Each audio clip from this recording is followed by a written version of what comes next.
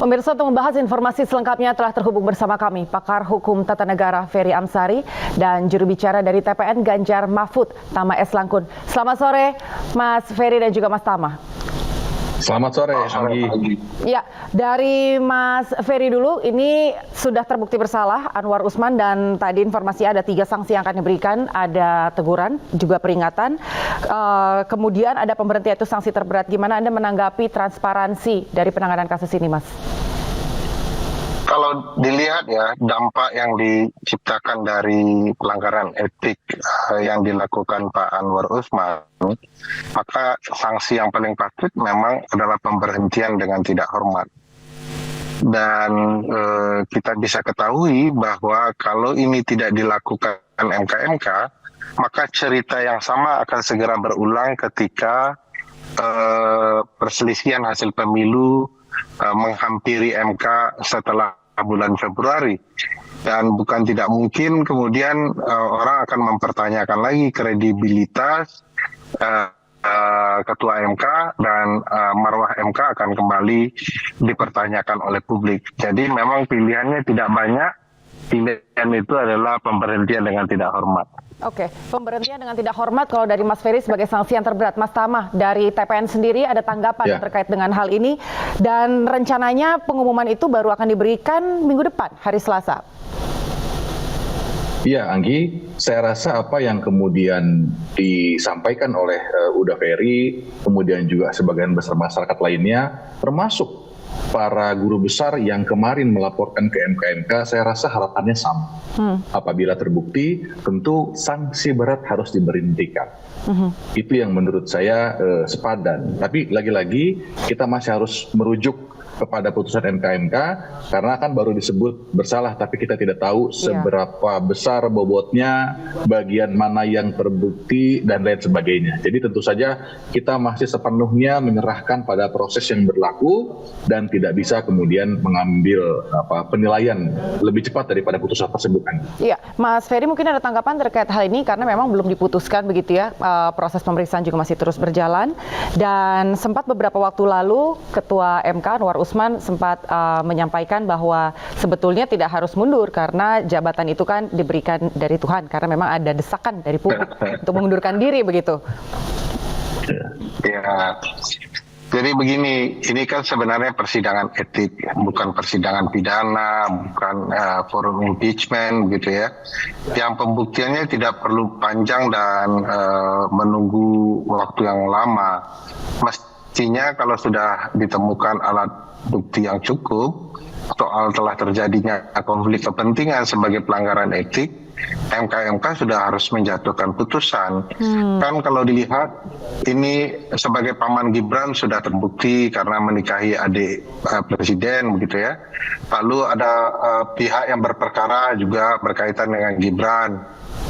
Yang termohonnya juga ayahnya Gibran gitu ya, dan yang mendapatkan manfaat dari putusan 90 itu hanyalah Gibran, satu-satunya Gibran gitu ya.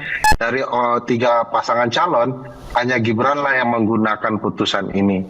Jadi relasi konflik kepentingannya sudah terlihat jelas dan harusnya MK-MK sudah segera memutuskan agar kemudian pihak-pihak yang ingin terjadi perbaikan di putusan 90 punya waktu untuk memperbaiki putusan itu dalam forum yang sama di Mahkamah Konstitusi untuk mengajukan perkara kembali. Nah, jangan sampai kemudian MK-MK terkesan menunggu sehingga orang tidak ada pilihan atau upaya untuk memperbaiki putusan. Dan nanti Gibran juga akan tetap bisa maju. Padahal dia sebenarnya bisa maju karena putusan yang bermasalah itu. Oke, kita akan tahan dulu sejenak, Mas Ferry. Nanti saya akan tanyakan kenapa harus menunggu waktu 7 hari menurut tanggapan Anda dan juga menurut Mas Tama. Kita akan kembali usai jeda. Ya pemirsa, kami akan kembali usai jeda. Tetap bersama kami di iNews Sore.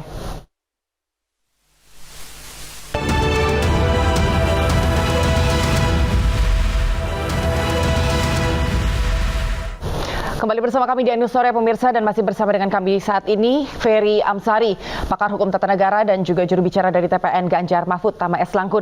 Mas Ferry, ini harus menunggu putusan selama 7 hari. Tadi kan Mas Ferry juga sempat menyampaikan bahwa nggak perlu sebetulnya lama-lama. Bagaimana Anda menilai kredibilitas dan juga independensi para hakim dari MK-MK ini? Dan nanti pertanyaan yang sama silakan dijawab juga untuk Mas Tama. Ya, pada prinsipnya secara kemampuan, kapasitas, track record tidak ada yang bermasalah ya. Orang tahu kapasitas Prof. Jimli sangat baik. Cuman bagaimanapun Prof. Jimli sudah pernah menyampaikan bentuk dukungannya kepada Pak Prabowo dan kemudian ada anaknya yang menjadi caleg dari Partai Gerindra, tentu ini akan memberikan sudut pandang yang berbeda terhadap Prof. Jimli. Apakah beliau akan mampu menegakkan etik sebaik-baiknya untuk hakim konstitusi atau kemudian malah memberikan keuntungan bagi pasangan Prabowo Gibran, karena bagaimanapun putusan ini dinikmati oleh oleh pasangan calon ini. Dan bagi saya ini bukan soal sekedar pemilu hari ini, tetapi juga soal bagaimana Mahkamah Konstitusi betul-betul mampu menjadi peradilan yang melindungi hak-hak konstitusional kita semua. Kalaulah kemudian Prof. Jimli mempertanyakan konflik kepentingan yang terjadi di diri hakim, maka Prof. Jimli harus bertanggung jawab juga terhadap konflik kepentingan yang terjadi dari dirinya dengan pasangan calon lain. Mudah-mudahan ini tidak terjadi karena kita tahu semua kapasitas beliau dan bagaimanapun pasti punya keinginan mengembalikan marwah Mahkamah Konstitusi. Oke, baik. Tanggapannya Mas Tama? Oke, kalau secara regulasi memang ada waktu 30 hari untuk proses pemeriksaan dan kemudian juga bisa diperpanjang menjadi 15 hari. Tetapi tentu saja kita tidak perlu menunggu selama itu karena memang selain soal sifatnya yang mendesak, tentu saja ini juga harus segera diproses. Karena ada 21 laporan, meskipun 21 laporan yang sudah masuk dan diperiksa, tapi saya menilai ini juga tidak jauh berbeda secara substansi. Baik dugaan pelanggaran yang sifatnya formil maupun material. Jadi kami percaya proses ini bisa lebih cepat untuk segera diselesaikan. Karena tadi pun juga sudah ada pernyataan resmi begitu dari hakim, dari MK-MK, dari Prof. Jimli yang mengatakan ada kesalahan yang dilakukan. Ya. Jadi saya rasa dengan pertimbangan tersebut, ini bisa segera untuk diambil keputusan dan kita dari masyarakat juga bisa segera mendapatkan kepastian. Baik. Kalau begitu kita akan sama-sama melihat dan juga mengawal, mudah-mudahan putusan ini segera diputuskan. Karena bagaimanapun juga untuk mengembalikan kepercayaan publik pada marwah MK. Terima kasih Mas Ferry dan juga Mas Tama S. Langkun. Selamat sore.